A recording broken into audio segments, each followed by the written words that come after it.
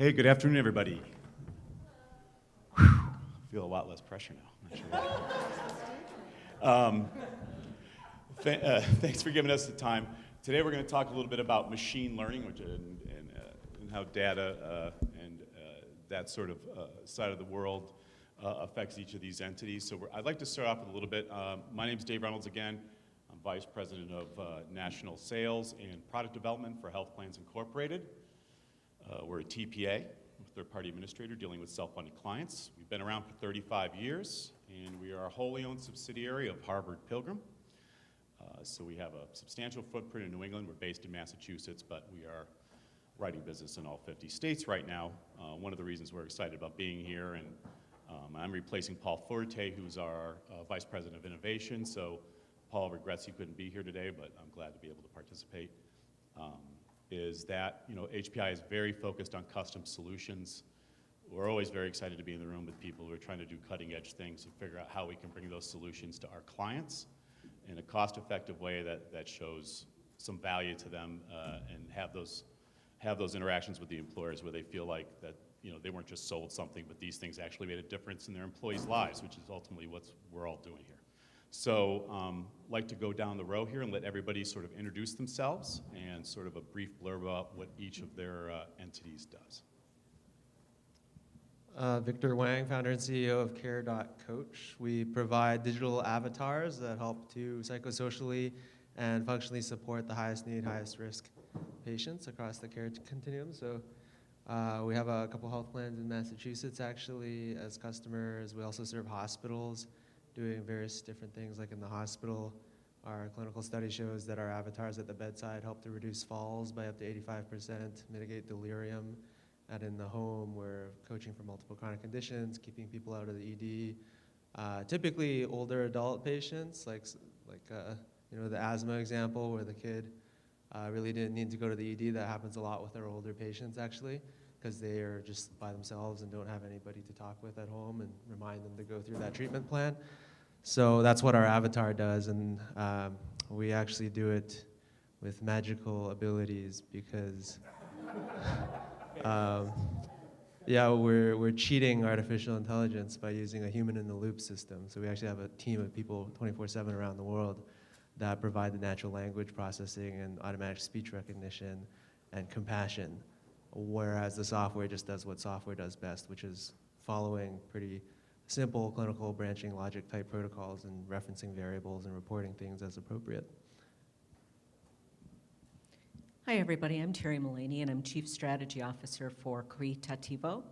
We're a data science as a service company, but we do something a little bit different in that we do custom machine learning models for some of the largest health plans in the nation. So for example, they will come to us with a challenge question. And the challenge question might be something like, oh, what are some of the new and emerging therapies that are coming out so that we can be ready to contract? How do I design a patient-centered network that actually works? How do I predict who's at risk for opioid abuse?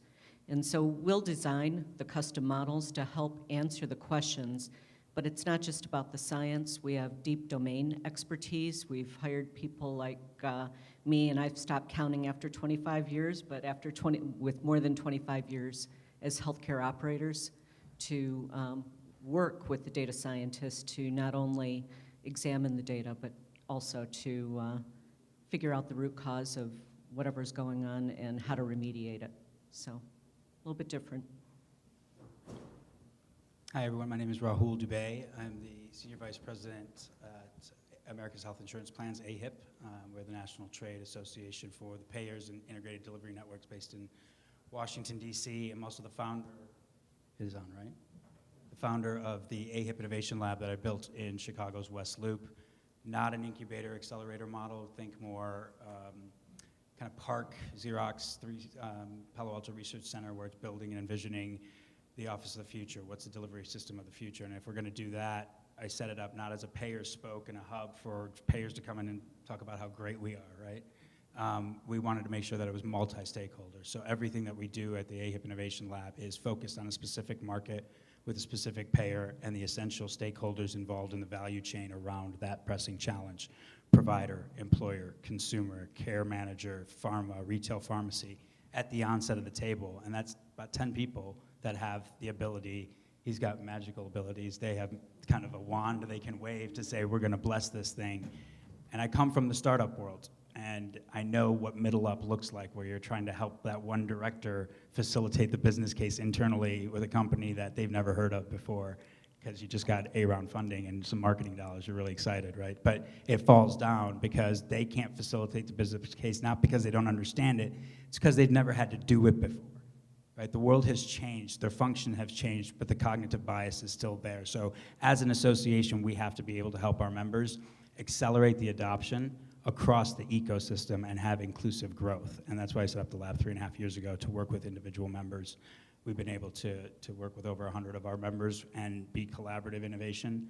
And we've been able to quantify 5 things that didn't really exist but have multiple applicability. We were using as point solutions, but really ended up being an end-to-end platform. So grateful to be here with all these colleagues and participants, -1. So.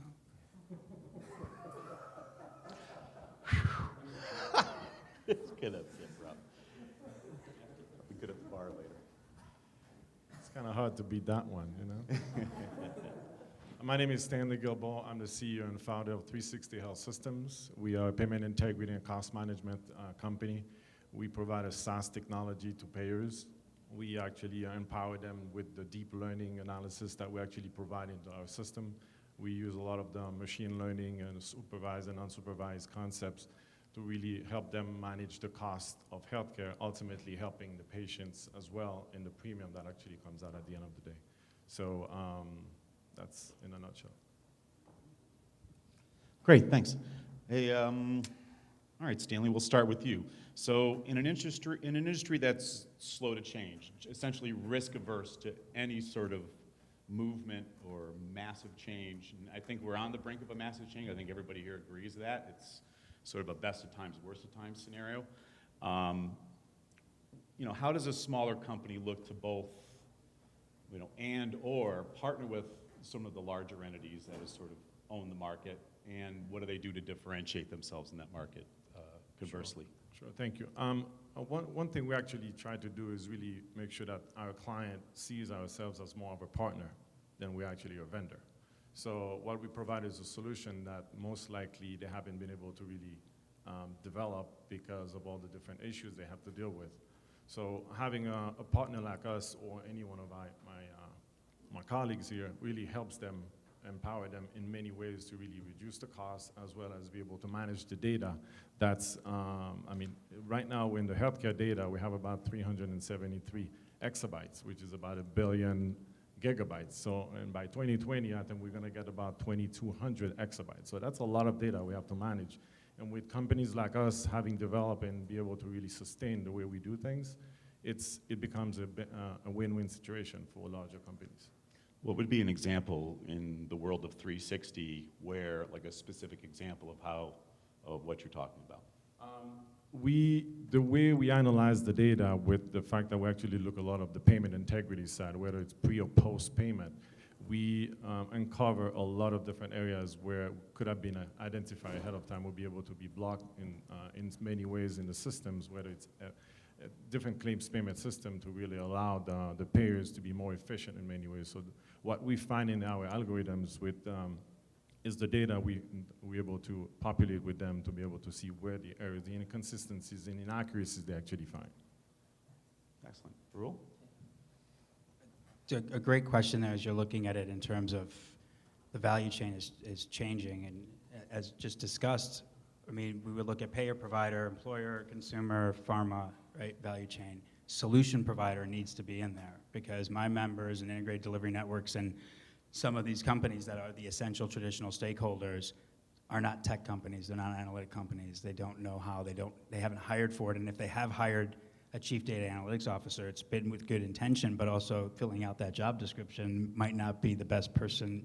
They don't have someone to fill that out to ask the right questions. A lot of it is that formulating of the question, which we can help them with. So, and I know that that's why they look at you the way that they do, as that getting them past that last mile. I think another thing that the barriers to kind of natural language processing, machine learning, is the other thing is it inflective or is it reflexive? Is it an industry trying to create a marketplace, right? VCs, private equities, and no insult to, I come from the startup world and will always have that, but is it kind of these interests, or is it inflective of, is it coming from the senior executive responsible for that spend as this is a problem? And if it is reflexive, then you know what? It's going to be a pretty slow, painful death. If it is a very kind of coming from that source, from the enterprise or from the ecosystem of one of those players, that's what we really have to be able to do. So is NLP, is machine learning, a coming from the root of the organization, such as Nemours? Yes, right, for clinical support, all of those other things.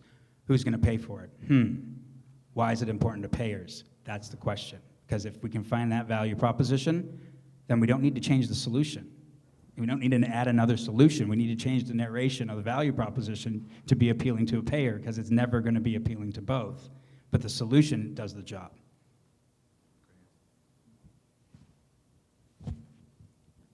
So a number of our clients, most of our clients, in fact, are the largest payers in the nation. So we have about 45 million members that we analyze the information for.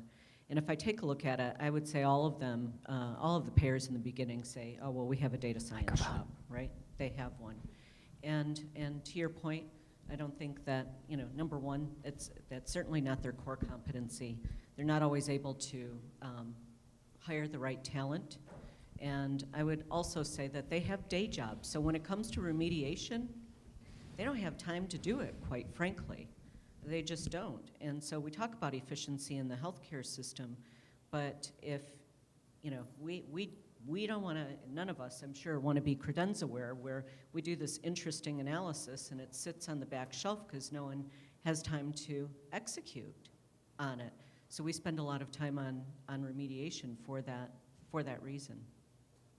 So just as a reminder, the original question was, how do we, as a small company, differentiate and partner? And there are scenarios where that maybe possibly you're looking to partner with Yeah. and sort of add value to what they're currently doing. Yeah. But on the other hand, what is it being a smaller, nimble? Well, yeah. So we're a weird company, both in terms of our solution is kind of weird and unique, but also, unlike some of my colleagues here who kind of work at large scale with large health plans, the health plans that we work with are these things called PACE, or Program of All-Inclusive Care for the Elderly. So a huge PACE health plan might only have 1,000 members. So we really focus on the patient, and we're providing a very unique kind of patient experience that really no other solution can drive. And I don't think anybody has really tried to do what we're doing because the numbers are so small. But that enables us to deliver a kind of solution where these health plans can support their members in ways that they wouldn't otherwise be able to. So we're kind of different in that we're more patient-facing. Yeah. Just from a risk perspective for the panel, simultaneously, not only are we administrating, but I spend a lot of time finding outside of the box solutions and bringing them back to the reinsurers and say, hey, we should be getting credit for this. If we're seeing the chocolate, strawberry, vanilla plans out there, and then we see another group really trying to do something innovative, and we see the trend changing, we hope to see credit for that. So one of the pairs that sometimes doesn't get mentioned in this is there are a number of reinsurers looking to actually pick the bill up on this now and actually say, hey, if you want this stop-loss policy or that stop-loss policy, these are the set of solutions we're going to need to see attached to your plan. And that is, I think, the future of the payment myself, but that aside. All right.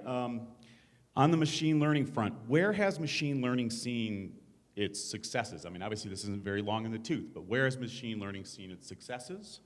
I think we've heard some on the sort of on the clinical trials side. It's been really good on that side, and possibly maybe even more importantly, where are some of the failures where there seemed like there was a number of some legitimate promise, and it basically fell flat?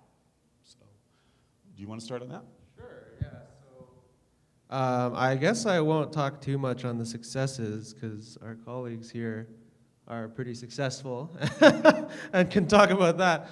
But a couple areas that are lacking as far as the application of machine learning that I can't say Care.Coach has significantly conquered yet, but is in our roadmap are related to automatic speech recognition, for example. So like Google, Amazon, all these big tech companies, they use machine learning to train these automatic speech recognition engines, which then you run on your phone or which run on their servers in the cloud. But the problem is they're trained on the mass population, like people that pretty much talk like all of us do here. But as you get to the extreme end of the spectrum, an earlier speaker had showed that only 5% of the silent generation has used voice-based search.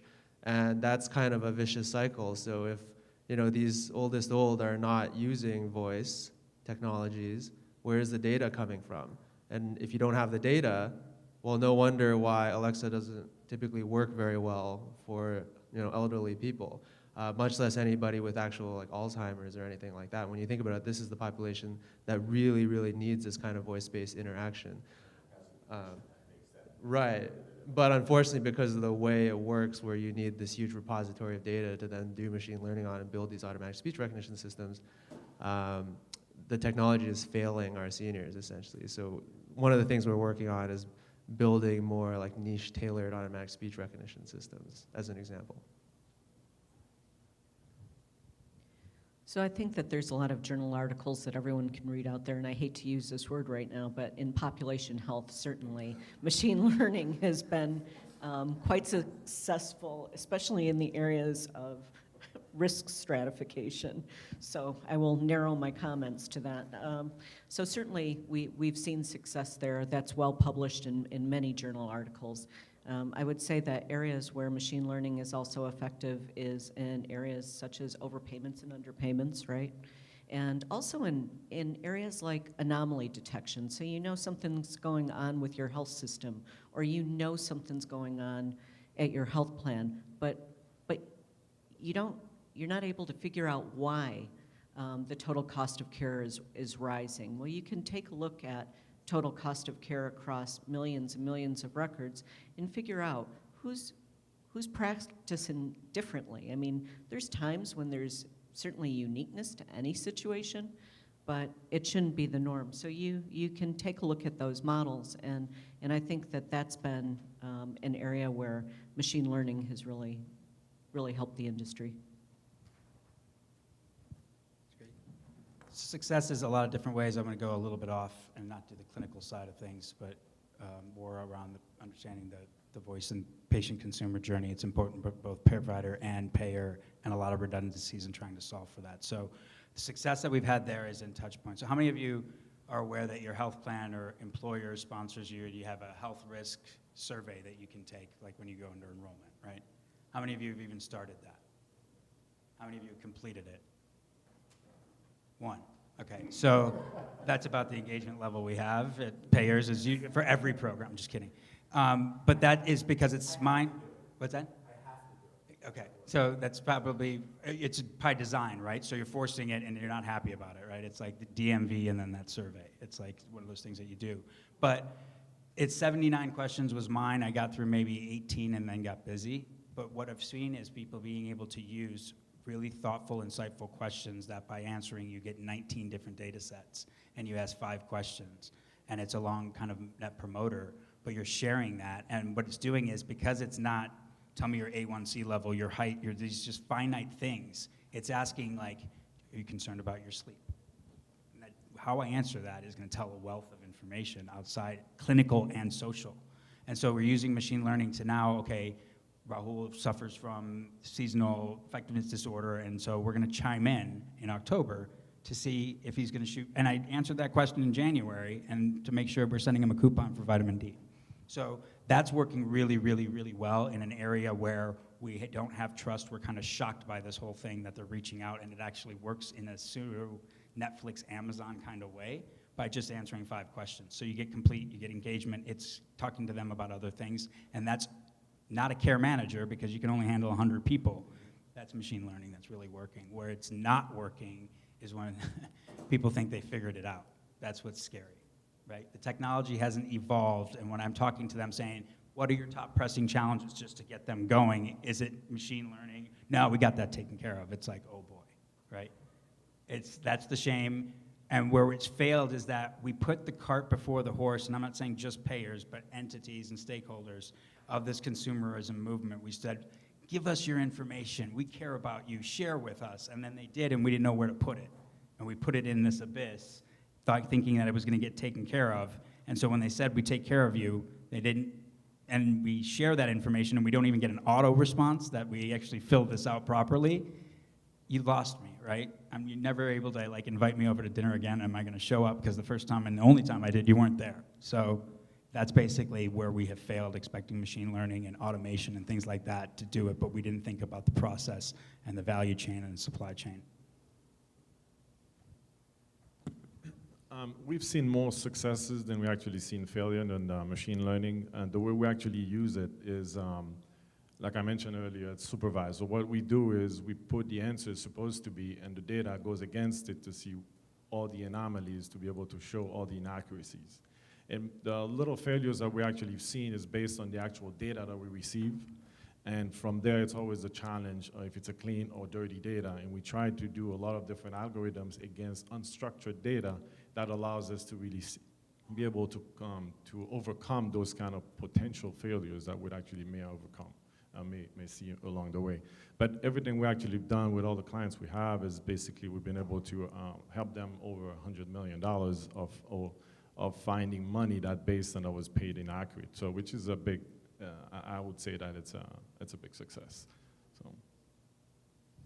And just, I mean, two things from the sort of the administrative side. I think we're seeing risk get a lot more dialed in on very specific risk scoring by the members instead of sort of working off zip codes and discounts and sort of a claim pick and, all right, let's stick some rates on this. I think now there's a much more deeper dive in terms of dialing in each individual's risk and then what your solutions are to move the needle on that risk. And also, I think one of the things that have been both successes and failures, we've been in a project for second opinions in a sort of virtual way, and what we've seen is the providers absolutely do not want a box popping up on their screen telling them what to do. But if there's another human they can look at that they're developing a relationship over time with, that human is actually looking at something, like in Mayo's case with Watson, where it is spitting out clinical data and it is showing that, it's actually learning what that doctor does on a regular basis in terms of what they're good at, what they're not good at, what they seem to be predisposed to do in a given situation. If that message is delivered by another human, the effectiveness of that, the buy-in on that goes way up. So, something on our end. Okay, so I think this is the part where we look forward a minute. How are we on time? We're good. We have like 18 minutes if we need it. Where are we going to be in 18 minutes? We don't have to. We're okay. Do we have questions? No, we're going to riff on this one a bit. No, I do have one question or one comment. However, I think that we, as people who support this industry, those of us especially who are scientists, sometimes jump the gun a little bit. So I'm going to use an example like opioid abuse. Okay, so we always talk at Cogitativo about known knowns, known unknowns, and unknown unknowns, right? And the known is, okay, let me analyze the people that I know have an opioid abuse issue. The known unknowns would be, oh, who's prescribed an opioid who may have an abuse issue, right? Unknown unknowns are, well, do I have any members in my population, any patients in my health system who are abusers of opioids who don't even have a script? And there's ways of determining that, the off-benefit usage. That's what it's called, by the way, off-benefit. That was a new term to me. Like off-benefit, not illegal, okay, off-benefit. Talk about lipstick on a pig, right? Meaning you don't have a script, right? But somehow you're getting them. And so I think that sometimes we stop at the known unknown and we don't take it all the way forward and say, well, how do we identify those things that we don't even know are issues today? And I think that's what's going to drive this forward, is thinking that way. I guess I'll add something too, where I think some more work on machine learning is required. So everybody's probably done some amount of risk stratification, but one of the common problems that I've seen among like payer types is they'll do risk stratification and they can, create some kind of like hotspot pool of frequent flyers to the ED for a particular year. But I think the reason why a lot of more interventional things haven't been adopted to address the needs of that, hotspot kind of population is that they're finding still that that hotspot population changes from year to year. So you'll give the intervention to the people that seem like they were the highest cost patients in your pool, but then the next year it's a different group of patients. And so to me, that seems like the machine learning algorithms aren't really doing the full job yet. I mean, I believe there's probably some underlying, and you can probably, Rahul seems like he has an opinion here. I mean, I think I don't want to blame the tech, right? I think it's designed with thoughtfulness and some genius people and all the energy that's coming out of Silicon Valley. Microphone. Oh, sorry. All the We're energy that's recording. coming out of Silicon Valley is great. What it lacks, Victor, You just shut your mic off. These startup guys, I'm telling you. Well, it's being recorded, that's why we need it. So you just take. So obviously he's approaching it with thoughtfulness, domain expertise, but that's a lot of people that are coming out with the tech don't have the domain expertise. They don't know where in the workflow. They don't know the real problem, and I think that's something that's there. And the analogy that I'm using is, you can give me the best recipe to cook the best French cuisine that's out there. I've never made it before, and you can lay it all out there for me, and it's gonna suck. And that's because I don't know how to cook. And so if you can give me the best NLP kind of aspect and it's a Ferrari, I'm still gonna drive it kind of like a Pinto. I mean, really, because that's how I know how to do it. So I think that it's the lack of understanding and trust between the two domain experts of the tech enabling it and the key stakeholder working together to say, okay, let's cook this meal together is what's really lacking. Yeah, and I also think there's actually some core data that's missing. Like when you talk about like social determinants of health, I mean, the health plan might have some basic info like about demographics and things like that. It might have some idea of income level somehow, but there's a lot more to what might cause somebody to be a frequent flyer to the ED. Like for example, do they frequently argue with their husband at home, causing anxiety, or like that kind of stuff that just the traditional healthcare system just doesn't have access to that data. So how could you possibly have an algorithm produce anything from data that doesn't exist? So to some extent, if we have a way to put an Alexa in everybody's home so you can listen to, but so I didn't say this is being recorded, right? No, okay. But to some extent, there's a lot of like soft data that we just don't have that actually tells us like what kind of person is this. Anyways, I got one other thing. On the risk side, go ahead. We may not have the actual real data, but I think there's a lot of statistical data that we can actually use and predict in certain, based on diagnosis and procedure codes that we receive based on the claims data, to kind of anticipate what that person perhaps may come for and things like that. So that's one way we actually can look at it as well. And that gap's shortening. It seems like that we're actually shrinking the amount of time it is to have that data be somewhat actionable, which is a whole other subject. Right. But we were actually having a discussion about opioid addiction the other day and how are we going to do it and because stop loss has criminally undervalued medical RX risk for years and sort of knew that was coming, but still really were slow to act. Now that they're sort of laser focused on it, they are seeing things like, if you ask someone what the top 5 industries are for opioid addiction, like school teachers are number 3, coal miners are number 1. Like those are the kind of things where you're like, what? You thought it would be a hospital worker. You thought it would be all the insurance people had the same answers. Every one of them was wrong. So they are starting to bring not just like a sick code or something like that, where they're saying here's the real risk, here's the risk score we give them based on the Mullaney standards, but more, industry-wide, we know that this is what's happening. And now if we look at the claims and the pharmacy data, we should be dialing this in. So. So where are we at in 5 years? Where are we at in 10 years with this? What would be a wish list item for anybody on the panel in terms of on a go-forward basis? Because it seems like we're still pretty early in the game. So where is this all heading? I think we used to ask the question of where do we want to be when we grow up, right, as an organization. And that worked really well because we never really kind of asked it, the jobs to be done, problems to be solved. Silicon Valley, that's just in the daily flow, but for healthcare, it's not. And so, but we changed that about a year ago because it was limiting us, because where we are today is going to kind of act as an anchor to where we can be tomorrow. So we changed the question, and it's not just wordsmithing it, it just really gets into more of an ideology of what are we going to be in the future? What do we want to be in the future? Who do we want to serve, right? And so by doing that, we work backwards because then we can actually end up where we need to be and not be limited. And Is it too far gone, or does it have? Will the real leaders be the ones that sort of started something that's looks so much less like what we have now? If we're moving from our current native environments right now, there's no way we're going to get to where we need to be fast enough, period. We have to be able, and we have to do it through partnerships. So it's going to look like a world where we're going to have to really be able to use the digital infrastructure that's out there.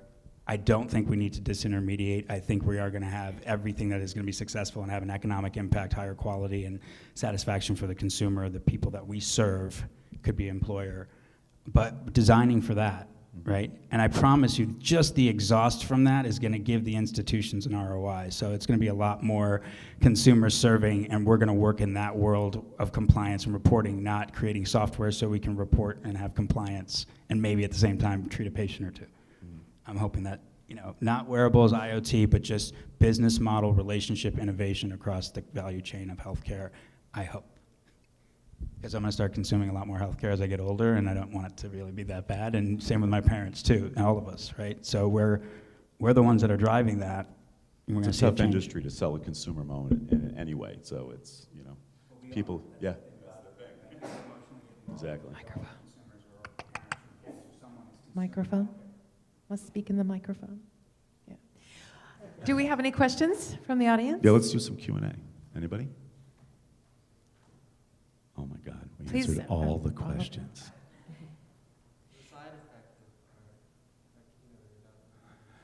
I think everyone's got post-question traumatic stress disorder.